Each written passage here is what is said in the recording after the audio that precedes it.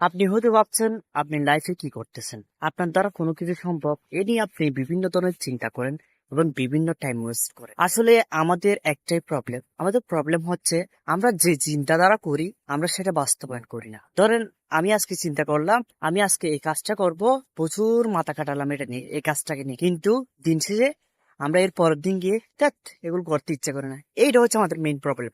আমাদের যেটা উদ্দেশ্য থাকবে ওইটা নিয়ে আমাদের সামনে আগাতে হবে, ওইটা বাস্তবায়ন করতে হবে।